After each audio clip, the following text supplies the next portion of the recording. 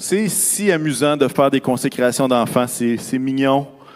Et puis, c'est quelque chose qui a une grande valeur, l'idée de présenter ses enfants au Seigneur. Et je me rappelle, j'essaye, parce que j'en ai eu 3. Je les ai encore d'ailleurs. Quand bébé est dans la mijoteuse, expression québécoise, hein, qui est là, prêt à sortir des fois plus rapidement que d'autres, on espère qu'il va être comme ceci. On espère qu'il va avoir les qualités de ceci. On espère qu'il va avoir la grâce et la beauté de leur mère. On espère qu'il va avoir la grandeur du Père. On espère qu'il va avoir un cœur comme ceci, une sensibilité comme cela, hein, qu'il va avoir pas telle habitude du Père ou pas telle habitude de la mère. Puis on se fait toutes sortes d'idées, on ne sait pas ce qui va se passer. Hein? Puis, et finalement, la réalité prend place. Hein? Et on se rend compte que nos espoirs, notre façon de voir, ne s'accomplit pas exactement comme nous l'avions imaginé. Parfois, ça se passe dans les premières nuits où est-ce qu'on avait dit « Seigneur, fais qu'il dorme comme son Père », puis ça n'arrive pas. Bon. Mais finalement, ce qu'on se rend compte, c'est que nos espoirs ou notre façon de voir était un peu à côté de la plaque, un peu erronée. Et il y a quelque chose qui prend place à ce moment-là, quelque chose d'encore meilleur. C'est qu'on se rend compte qu'on peut découvrir le caractère unique de cet enfant-là, avec ses particularités propres, avec qui il est, et on se rend compte que même si on en a plusieurs, ils sont pas pareils, ils sont différents. Et à quelque part, on découvre qu'on a besoin de s'ajuster, nous, et de les aimer avec tout l'amour que nous avons. Et ça arrive même dans les couples mariés, ça. Je ne parle pas d'avoir des enfants, mais je parle de l'idée du couple où est-ce qu'on peut habiter dans la même maison. On peut discuter cœur à cœur. On peut discuter à tous les jours. On peut être ensemble un grand nombre d'années. Mais il y a des moments où est-ce qu'on se regarde et on dit « Eh bien, jamais j'aurais imaginé que tu aurais pu penser à telle chose, que ça aurait pu être une priorité pour toi. Jamais j'aurais pensé que cette solution-là t'aurait été...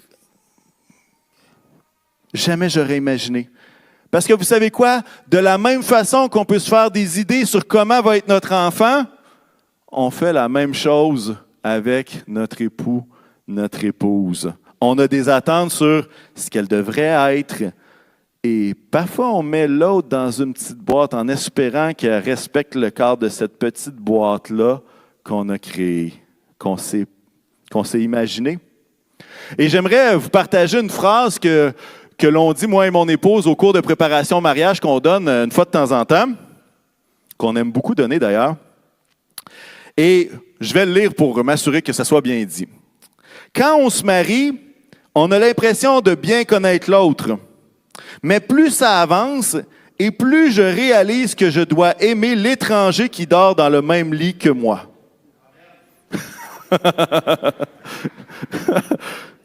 Et là, quand je parle d'étranger, je ne parle pas d'une tierce personne, OK? Je parle de la personne et je parle de la différence qu'il y a.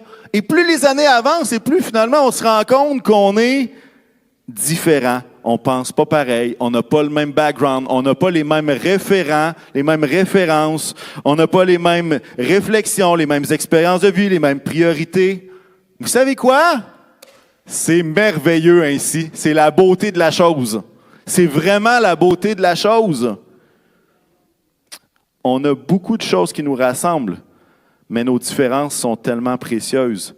Et de la même façon qu'avec les enfants, il y a un stade où est-ce qu'on doit dire « Je reconnais que ma petite boîte n'est pas exacte, mais mon travail, c'est quoi?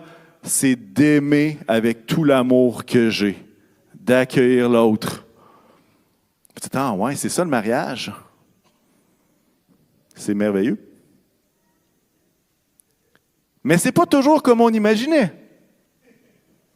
Ah, que celui qui rit obtienne la question à la maison tout à l'heure. Pourquoi riais-tu? Mais saviez-vous qu'il peut se passer la même chose dans nos attentes par rapport à qui est Dieu, dans notre perception de qui est Dieu?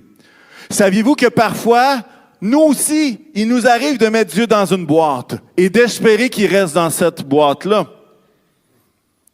On peut être croyant et se rendre compte après quelques années, hey, il me semble que j'avais imaginé que Jésus était comme ça, puis finalement, oups, c'est pas exactement comme je le pensais. Et mon objectif ce matin, c'est qu'on puisse regarder quelques récits ensemble de gens qui ont été étonnés et de réfléchir ensemble à la grandeur de Dieu et à la grandeur de, justement, pas à la grandeur, mais à la relation qu'il y a entre nos attentes et qui Dieu est. Et je veux qu'on puisse entrer dans une histoire qui est Naaman. Naaman, ça se retrouve dans 2 Rois 5. Je ne lirai pas toute l'histoire, mais je vais vous la raconter. OK? Je vais espérer la raconter du mieux possible. En fait, Naaman, c'est un roi, c'est pas un roi, c'est le chef de l'armée de Syrie, ennemi d'Israël. OK? Et ce qui se passe, c'est que Naaman, il y a la lèpre.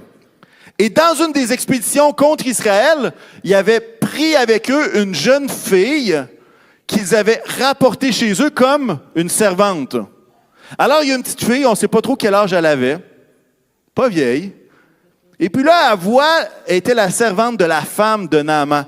Et là, elle voit la lèpre de Naaman, puis elle lui dit, « Hey, pourquoi tu n'irais pas en Israël? Je connais un prophète là-bas, tu pourrais être guéri. » Alors, ce qui se passe, c'est que Naaman dit, « Ouais, OK. » Le roi de Syrie envoie une lettre. Et puis, finalement, concours de circonstances, Naaman part avec une expédition et ils s'en vont rencontrer le prophète. Et là, il arrive près de l'endroit où est-ce que le prophète est. Mais là, ce qui se passe, c'est que le prophète qui est Élisée ne se pointe pas. Il va envoyer un messager pour lui dire, « Hey, tu as la lèpre? Tout ce que tu as à faire, c'est d'aller te laver dans le Jourdain. » Et voici quelle est la réponse de Naaman à cette suggestion-là. Dans 2 Rois 5, 11,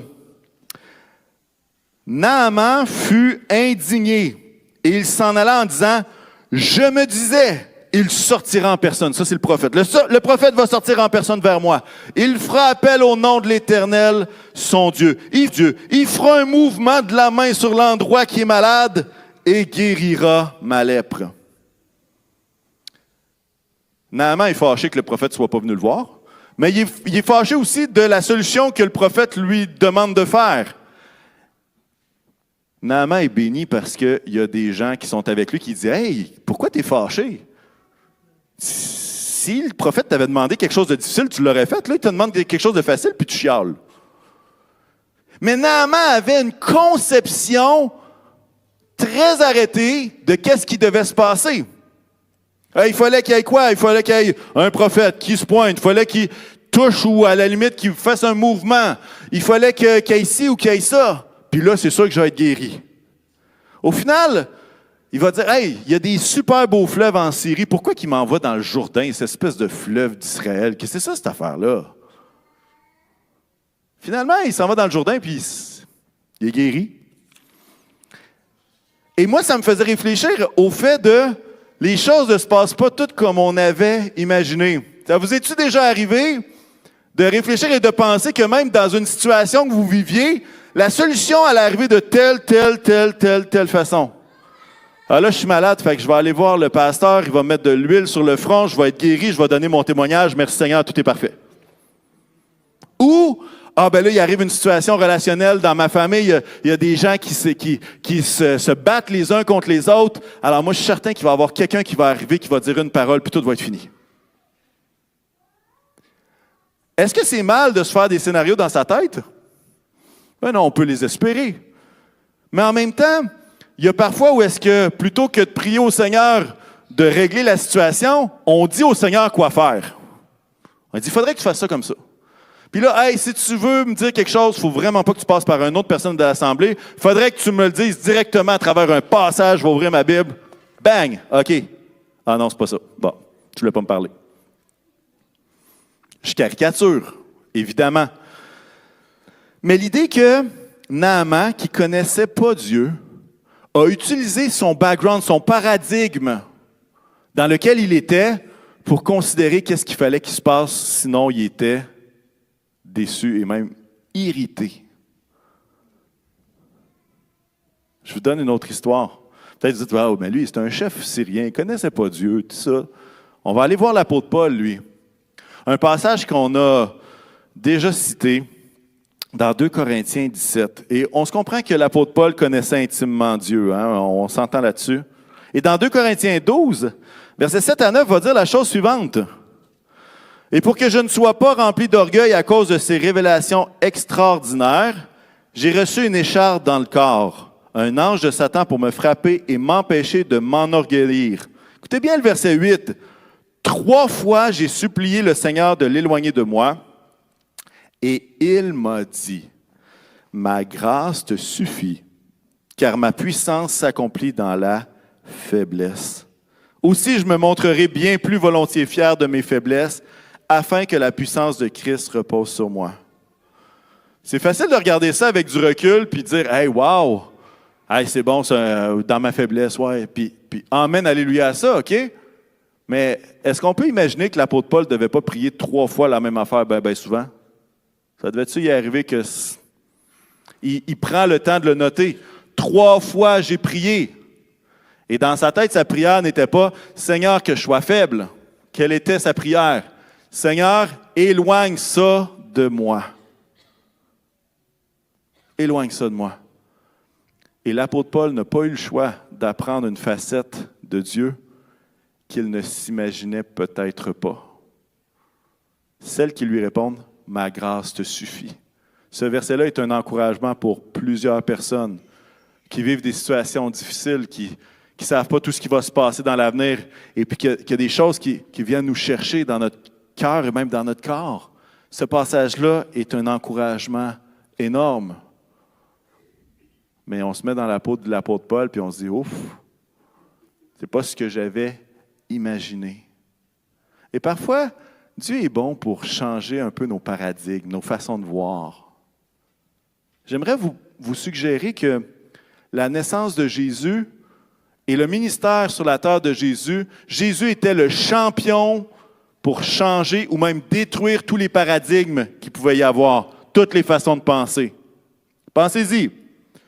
Pendant des siècles, les Juifs attendent ce Messie qui va les délivrer, ce Messie qui est annoncé par les Écritures.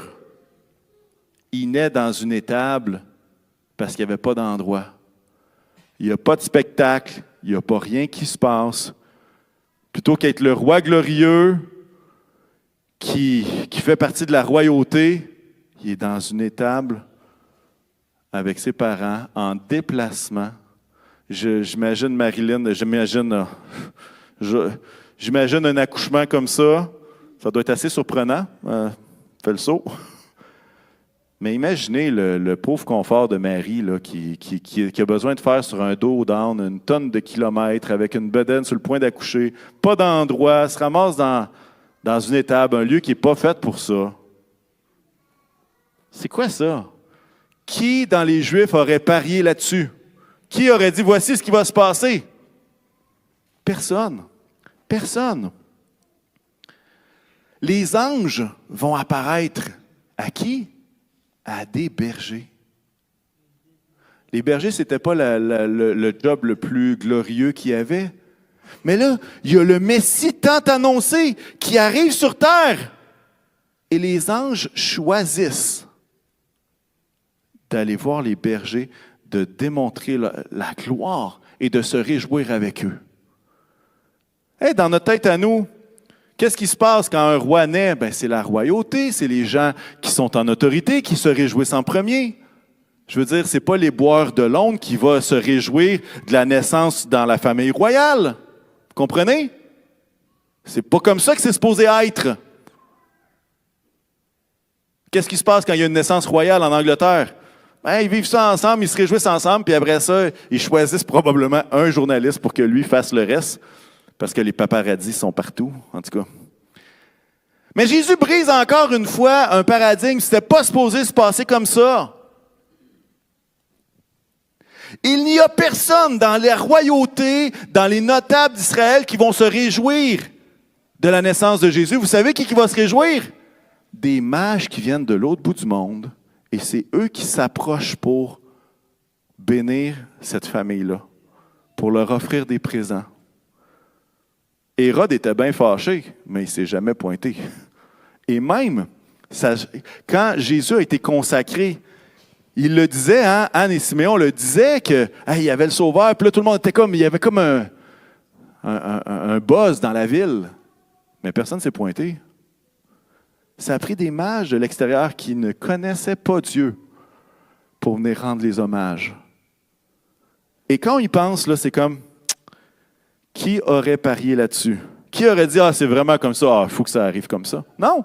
Jésus est en train de changer toutes les façons de voir des Juifs. Il est en train de leur dire, regardez, là, vous pensez m'avoir mis dans une petite boîte? Oubliez ça, vous êtes dans le champ. Oubliez ça, vous êtes dans le champ complètement. Même Ésaïe va annoncer que Jésus n'a pas une apparence particulière. On détourne, il passe dans la rue. Il n'y a rien de particulier. Il n'y a pas d'auréole au-dessus de sa tête qui fait en sorte que « wow, ça doit être un roi, ça. » Non, pas du tout. Je vais vous en donner un autre. Imaginez que le roi d'Israël, le Messie, arrive sur terre et il passe 30 ans dans l'anonymat. 30 ans. Complètement anonyme. On voit un épisode quand il y a 12 ans. On voit un épisode quand il y a 7 jours. Puis après ça, on voit le reste quand il y a 30 ans. Est-ce que vous avez déjà imaginé un roi dans l'anonymat complet pendant 30 ans? Si c'était nous qui avions choisi, qu'est-ce qu'on aurait fait? À 16 ans, tu vas avoir ton permis, puis après ça, tu vas y aller. Tu vas parcourir la Galilée. Aussitôt qu'il aurait été d'âge, parce que franchement, à 12 ans, il avait déjà la sagesse pour influencer une tonne de personnes autour de lui. Ce n'étaient pas les capacités qui manquaient. Ce n'était pas son appel qui manquait. Ce n'était pas quelque chose qui manquait. C'était juste pas le bon temps. 30 ans. 30 ans à attendre. Intéressant.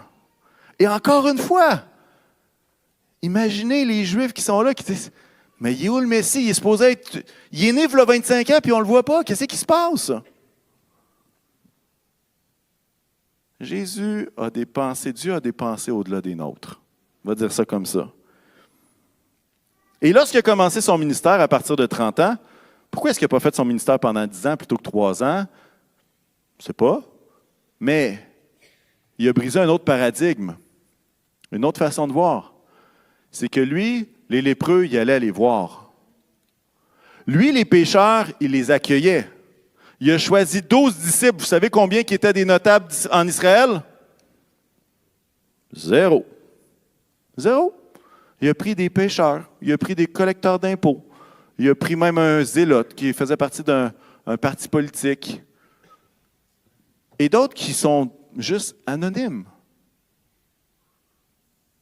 À quel point est-ce que ça devait être choquant pour les Juifs d'imaginer que Jésus était le Messie à travers tous ces aspects-là? Et moi, ce que j'aimerais vous dire, c'est que Jésus est très bon pour briser des paradigmes qu'on s'est faits. Un peu comme Naaman. Il va faire ça comme ci, il va faire ça comme ça. Il va agiter sa main, puis je vais être guéri.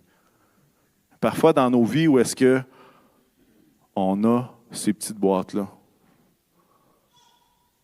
Et je ne suis pas en train de vous dire que Jésus, finalement, il y a un autre nom, puis là, il y a une révélation. Non, ce n'est pas ce que je suis en train de vous dire, là. Je n'essaie pas de vous dire que Dieu est différent complètement de ce que la Bible dit. Non! Ce que je suis en train de dire, c'est que parfois, c'est nous qui mettons Jésus dans notre petite boîte personnelle. Parce qu'on veut que Jésus agisse de telle façon, avec tel timing, avec telle personne. La semaine dernière, si vous avez entendu la prédication de Pasteur Paul, qui était excellente d'ailleurs, on a vu l'histoire du gars qui est aveugle, puis Jésus crache dans du sable, fait de la boue, puis il en met ses yeux. Qui aurait aimé ça? Ben, moi, j'aurais aimé voir. Voir le gars guéri, hein? Pas voir la boue dans mes yeux. Mais comprenez-vous qu'encore une fois, Jésus, il agit d'une façon où c'était imprévisible. Ce n'était pas quelque chose que cet aveugle-là devait dire, « OK, là, si Jésus arrive, il va cracher dans de la boue, il va mettre ça sur ses yeux, après ça, je vais aller me laver, puis tout va être parfait. » Personne qui aurait imaginé ça.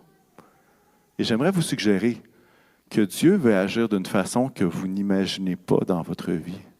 Dieu veut utiliser des façons qui ne sont pas celles qui sont tirées de votre imagination pour agir dans votre vie. Et j'aimerais même dire que si Jésus ressemble à tout point à ce que j'aimerais, ça se peut que ce ne soit pas le même Jésus de la Bible. Vous comprenez ce que j'essaie de dire? Si Jésus ressemble à toutes mes préférences, tout ce que j'aimerais, ce n'est pas le Jésus de la Bible. Vous savez pourquoi? Parce que nous ne sommes pas Dieu. Nous ne sommes pas Jésus. Et à quelque part, il y a cet aspect-là que ce n'est pas vrai que Dieu va toujours agir dans le cadre de notre petite boîte personnelle. D'ailleurs, est-ce qu'il se pourrait que certains chrétiens, à travers la pandémie, se soient rendus compte que Jésus n'a pas agi exactement comme il l'espérait? Ça pourrait, ça? On prie, Seigneur, après 2 semaines, je te prie que cette pandémie-là s'arrête maintenant. Fini. Terminé. Hop, on se rend compte que, oups, c'était pas ma façon de voir, c'est pas ma façon de... Dieu s'y est pas pris ainsi. Et des fois, justement à cause de notre petite boîte, notre cadre de référence, on essaie de rendre Jésus semblable à nos préférences. Il y en a qui magasinent des cadeaux de Noël présentement. C'est-tu compliqué, magasiner des cadeaux de Noël? Vous expliquez pourquoi? Il faut que vous trouviez quelque chose avec le bon look, la durabilité. Il faut que vous regardiez où est-ce que ça a été fait. Est-ce que c'est éco-responsable? Après ça, il faut que vous fassiez le magasinage de prix, la couleur, fonctionnalité. Est-ce que c'est compatible avec tel élément électronique? Est-ce que...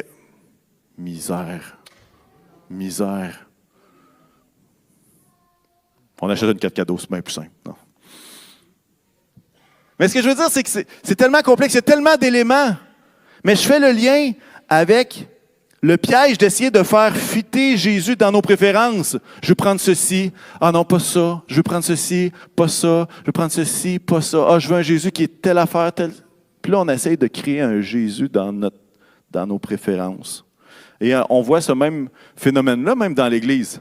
Ah, moi, j'aimerais ça aller à l'Église qui a telle louange. J'aimerais ça entendre tel prédicateur. Puis j'aimerais ça avoir le ministère de petits groupes de telle Église. Puis j'aimerais ça... Puis là, finalement, on essaie de se faire un melting pot d'Église. J'aimerais vous dire la chose suivante.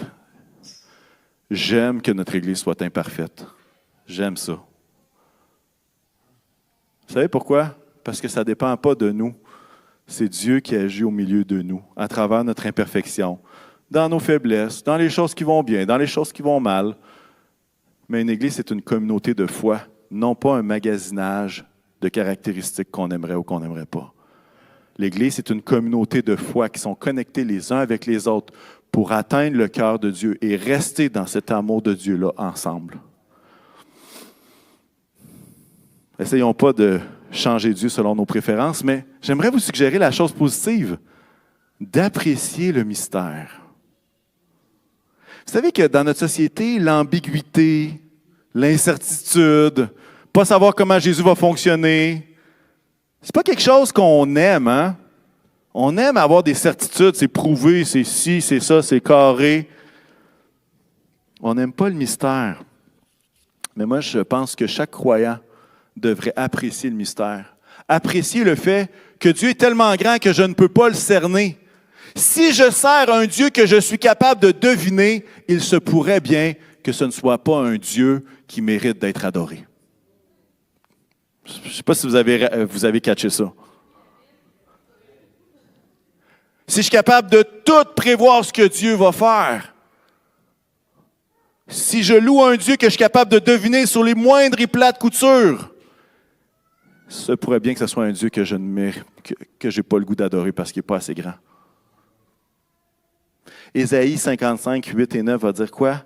En effet, vos pensées ne sont pas mes pensées, et mes voix ne sont pas vos voix, déclare l'Éternel. Verset 9, le ciel est bien plus haut que la terre, de même mes voix sont bien au-dessus de vos voix, et mes pensées bien au-dessus de vos pensées. Et non seulement, des fois on voit ce passage-là, puis on le voit de façon négative, ah, c'est vrai, mes voix ne sont pas les siennes. Non, c'est positif. C'est tellement positif parce que Dieu est tellement plus grand, tellement plus en contrôle que ce qu'on peut l'imaginer. Il nous aime tellement plus que ce qu'on peut voir. Que quand on regarde ce passage-là, mes voix sont au-delà Ses voies sont au-delà des miennes. Je dis merci Seigneur, parce que si c'était moi qui choisissais tout dans ma vie, et si j'étais responsable de tout ce qui se passe dans ma vie, vous savez qu'est-ce qui se passerait? On serait malheureux sur un moyen temps. Comprenez pourquoi? Parce que j'ai besoin de l'aide de Dieu. J'ai besoin de Dieu qui trace un plan devant moi, et non pas juste moi qui fait ce qu'il pense. Je remercie le Seigneur que ses voies soient tellement infiniment au-delà des miennes. Et dans le mystère, je me dis, Seigneur, tu mérites toute la gloire. Tu m'as sorti de situation, j'aurais jamais imaginé comment tu aurais pu me sortir de là. Puis tu l'as fait. Vous savez, si tous les gars de la construction s'étaient mis ensemble et dire, hey, nous autres, on prévoit que ça va se passer comme ça, puis ça. Là, je vois des gens de la construction qui me regardent avec un petit sourire. Dire qu'on s'est planté pas rien qu'un peu. On ne s'est pas planté sur la construction. Mais dans notre prévision de ce qui allait arriver, ça n'a pas été comme on pensait. Mais vous savez quoi? Dieu a fait encore mieux que ça. Il a fait encore mieux que ce qu'on imaginait. Et il continue de le faire. Et je dis merci Seigneur parce que ses voies sont tellement au-delà des miennes. Et je peux apprendre de qui il est. Je peux apprendre de qui il est. Y en a-t-il qui apprécient le mystère un peu? Qui apprécient le fait qu'ils ne connaissent pas tout parfaitement, tout sur Dieu. Je suis tout seul, là, ou il y en a qui préfèrent. Oui, quand même, il y en a certains qui apprécient le mystère de savoir que Dieu peut me surprendre. Puis c'est drôle, hein? Parce qu'on dit ça, mais même dans notre couple, il y a des fois, je suis capable de deviner ce que mon épouse va commander au resto, là, parce que je la connais, mais honnêtement, je ne suis pas capable de tout deviner. Puis c'est ça la beauté. La beauté, c'est justement, il y a du mystère, il y a de l'inconnu. On peut découvrir, on peut explorer, on peut s'émerveiller. Parce que je ne connais pas tout et c'est la même chose avec Dieu. Je ne sais pas si vous me suivez là-dessus. Connaître Dieu se fait par plusieurs moyens. Et ce matin, j'ai vraiment à cœur 2 passages dans Éphésiens et j'aimerais les prier et les déclarer sur notre propre vie. Vous savez, il y a plusieurs façons d'apprendre à connaître Dieu. Le premier, c'est en ouvrant sa parole, c'est ce qu'on fait ce matin. Alors, je ne m'étendrai pas sur le sujet, on le fait souvent. Une autre façon, c'est par son Saint-Esprit, par révélation. Et j'aimerais qu'on tourne dans Éphésiens 1, à partir du verset 17. Et je veux nous amener dans 2 prières que l'apôtre Paul a faites. Et vous allez voir qu'il va prier des choses pas comme si les gens connaissaient toutes, mais comme si on avait besoin encore d'apprendre qui est Dieu et comment il agit et comment il est. Dans Éphésiens 1, 17, l'apôtre Paul va faire cette prière-là aux gens d'Éphèse. « Je prie que le Dieu de notre Seigneur Jésus-Christ, le Père de gloire, vous donne un esprit de sagesse et de révélation qui vous le fasse connaître. Je prie qu'il illumine les yeux de votre cœur pour que vous sachiez quelle est l'espérance qui s'attache à son appel, quelle est la richesse de son glorieux héritage au milieu des saints et quelle est l'infinie grandeur de sa puissance qui se manifeste avec efficacité par le pouvoir de sa force envers nous qui croyons. Je prie pour un esprit de sagesse et de révélation. Pour être plus puissant? Non, pour le connaître. Puis qu'est-ce qu'on doit connaître? On le voit un petit peu plus loin. On voit connaître quoi? L'infinie grandeur de sa puissance. L'infinie grandeur de qui est Dieu. Je prie pour un esprit de sagesse et de révélation qui va aller au-dessus du cadre et de la petite boîte dans laquelle on pourrait mettre Dieu afin qu'on puisse, par révélation du Seigneur, le connaître davantage.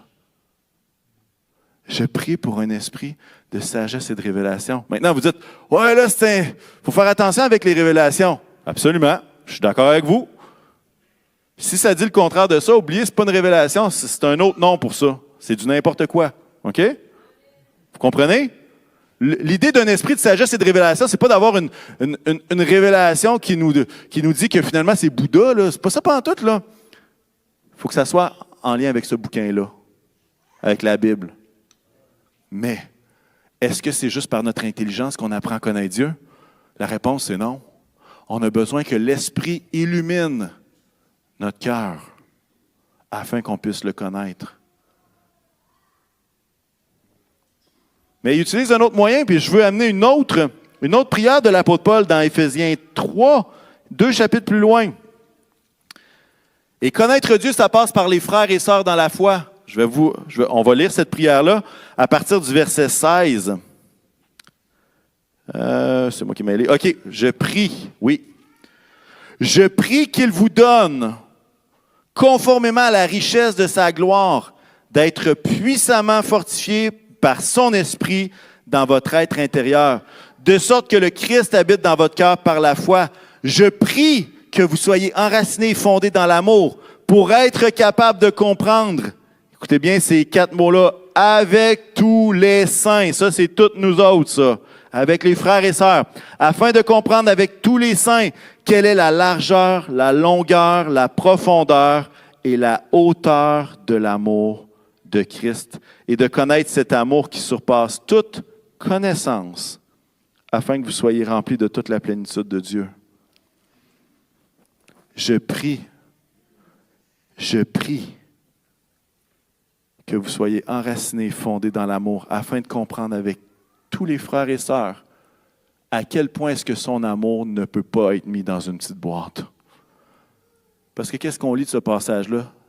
Bien, on lit que finalement, on a besoin d'apprendre que les frontières, la hauteur, largeur, longueur, hauteur, profondeur, tout ça, on ne peut pas le saisir avec nos yeux.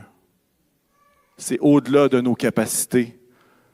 Mais à travers les uns les autres, à travers son Saint-Esprit, on est capable de voir un peu plus loin. Quand j'étais jeune, au secondaire, on apprenait les galaxies. On essayait de voir c'était quoi. Je peux vous dire que quelques années, quelques décennies plus tard, je coulerais probablement mon cours sur les galaxies. Pourquoi? Parce que les éléments avec lesquels ils regardent les télescopes sont rendus tellement puissants qu'ils voient tellement au-delà que ce qu'on voyait il y a de ça une vingtaine d'années est rendu, c'est la base. Et là, ça va tellement loin.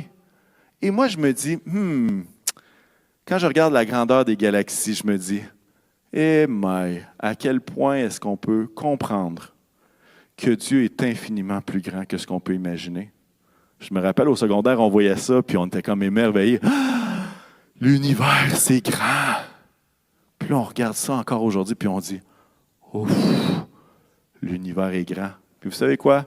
Quand nos enfants en auront 30, 40, quand les enfants qu'on a présentés auront leurs 14 ans pour aller pas à l'université, mais au secondaire, puis d'avoir leur cours de physique, et qui vont regarder dans le télescope, ils vont dire 2022, ils ne connaissaient rien dans ce temps-là. Ils ne connaissaient rien, voyons donc. Ils n'étaient pas éduqués, nos parents. Ah.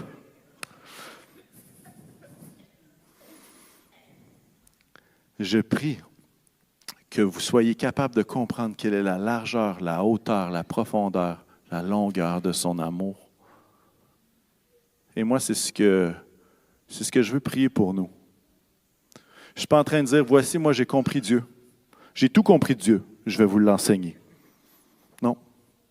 Moi aussi, je suis étonné de la façon parfois qu'il agit. Je suis étonné de sa patience parfois dans mes requêtes de prière. Je suis étonné de sa grandeur et de comment il a tout sous son contrôle. Je suis agréablement étonné de le voir agir en coulisses et tout d'un coup, on fait, pendant tout le parcours, il était là avec nous. Et moi, je veux découvrir qui est Dieu encore. Je ne veux pas m'arrêter à une façon de penser. Je veux laisser Dieu me révéler qui il est. C'est comme, il y a l'image, et j'aurais aimé prendre l'image d'une perle pour faire référence à la soirée des femmes hier, mais ça ne marche pas avec la perle, mais avec l'idée du diamant, qui a tellement de facettes, et on le regarde d'une facette, puis on fait comme « wow ». Puis là, on le regarde d'une autre facette, puis on voit tellement d'autres profondeurs, on voit tellement d'autres choses. Bien, pour moi, être ouvert à ce que Dieu nous révèle sa personne, ce n'est pas de découvrir un deuxième diamant. C'est de regarder le même diamant avec une autre profondeur et de voir quelle est la hauteur, la grandeur, la profondeur de cet amour et de qui il est. Vous êtes avec moi là-dessus? Amen. Amen. J'aimerais terminer, je vais inviter les musiciens à s'approcher, je termine bientôt. Dans toute l'histoire de la nativité et tous les paradigmes que Jésus a effacés un après l'autre, toutes les attentes qu'il y avait, que finalement ça s'est passé complètement pas comme les gens pensaient. Ce qu'on se rend compte, c'est que ceux qui ont été proches de Jésus avaient tous une même qualité, celle de l'humilité. Ils ont accueilli avec l'humilité cet enfant-là qui allait naître. Je pense à Marie, entre autres. Je pense aux autres, à ces mages qui vont nulle part pour apporter des trésors à quelqu'un qu'ils ne connaissent pas, à un roi qu'ils ne connaissent pas. Quand je pense aux bergers qui étaient sur leur chiffre de nuit, qui étaient probablement en train de dormir avec leurs moutons et qui se réveillent et voient. Quand je pense à Anne et Siméon, Anne qui a passé quasiment 60 ans de sa vie dans le jeûne et la prière dans le temple, et Siméon qui a été averti par l'Esprit, il faut que tu ailles au temple, il y a quelque chose qui se passe aujourd'hui, et qui ont vu cet enfant-là. Quand je pense à Élisabeth, la mère de Jean-Baptiste, qui a accueilli avec joie, avec humilité également. Ce que je réalise, c'est qu'il se pourrait bien que l'humilité soit une condition, une qualité essentielle pour apprendre à connaître Dieu davantage. Jacques, l'Épître de Jacques au chapitre 4, verset 6 va dire quoi? Dieu s'oppose aux orgueilleux, mais il fait grâce aux humbles. Je vais lire une phrase que j'ai préparée pour vous. L'humilité de Jésus dans sa venue sur terre et tout au long de sa vie devrait rendre évident que nous avons besoin de la même qualité d'humilité pour l'accueillir et pour vivre. L'humilité démontrée par Jésus devrait rendre évident que nous avons besoin de cette même humilité-là pour apprendre à le connaître. Et à quelque part, la prière, c'est quoi? Tel que je suis, je viens devant toi. N'essaye pas de me prendre pour un super-héros. Tel que je suis, je viens. Mais également, tel que tu es, je veux t'adorer. Tel que tu es. Laissons Dieu être Dieu. Et laissons-nous être des fils et des filles. Tel que tu es, je t'accueille. Et moi, la chose que j'ai à cœur de vous dire, c'est que peut-être que les dernières années, peut-être l'épisode de COVID, puis on est tanné d'en entendre parler. Hein, c'est drôle, on se réjouit quasiment de parler de l'influenza plutôt que la COVID. C'est épouvantable. Mais peut-être que la COVID et peut-être que les événements qui ont tout provoqué tout ça, peut-être ont fait éclater votre boîte. Tu sais, votre boîte de perception de qui est Dieu. Peut-être que pendant cette période-là, et peut-être même qu'aujourd'hui, à travers toutes sortes de circonstances, la petite boîte, c'est comme si ça ne marche plus. Ce matin, je veux vous dire la chose suivante. Ce n'est pas parce que votre petite boîte, ou peut-être votre grosse boîte, a peut-être éclaté parce que finalement, Dieu ne fit plus là-dedans, qu'il n'y a pas d'espoir pour vous. Au contraire, moi, je crois que c'est quand on enlève les murs de la boîte qu'on peut découvrir réellement qui est Dieu. Parce que plutôt que tout voir en fonction de ce qu'on imagine, on laisse le Seigneur être qui il est. Seigneur, fais ton œuvre en moi. Seigneur, révèle-moi, toi, ton amour. Seigneur, cette requête-là, tu sais qu'elle est chère à mon cœur. Je te laisse être créatif dans la réponse. Je te laisse agir comme tu le veux. Il y a parfois que Dieu veut répondre à nos requêtes, mais il ne veut pas répondre de la façon qu'on lui a demandé. Mais si vous, ce matin, vous dites « Hey, moi, ça a été rough les dernières années. C'est comme si ça m'a remis en question sur plein de choses. » Ben, je me dis, laissons Dieu nous révéler qui il est vraiment. Laissons Dieu parler à nos cœurs. Question que j'aime poser au Seigneur. Seigneur, c'est quoi ta priorité aujourd'hui? Seigneur, qu'est-ce que tu veux me dire? Puis on laisse le Seigneur nous parler. On laisse le Seigneur déposer des choses dans notre vie. Et ce matin, mon but, c'est pas d'accuser personne, au contraire, c'est qu'on puisse réfléchir. Puis pour moi, le Noël, si je me mets dans la peau d'un Juif, je trouve que ça n'a pas de sens parce que ça va complètement au-delà du cadre de ce qui aurait été les attentes. Mais je ne veux pas laisser mes espoirs m'empêcher de découvrir qui est Dieu pour vrai. Je ne veux pas laisser mes paradigmes m'empêcher de découvrir le Dieu d'éternité. Amen. Est-ce qu'on peut se lever ensemble? Est-ce qu'on peut se lever ensemble?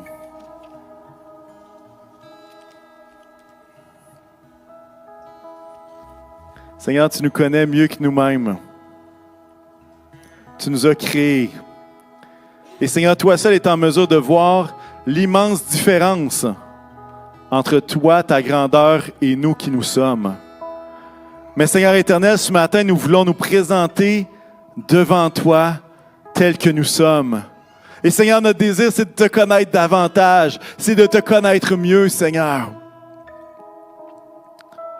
Et alors, Seigneur, que tu parles à nos cœurs. Puisses-tu nous aider, Seigneur, à embrasser le mystère.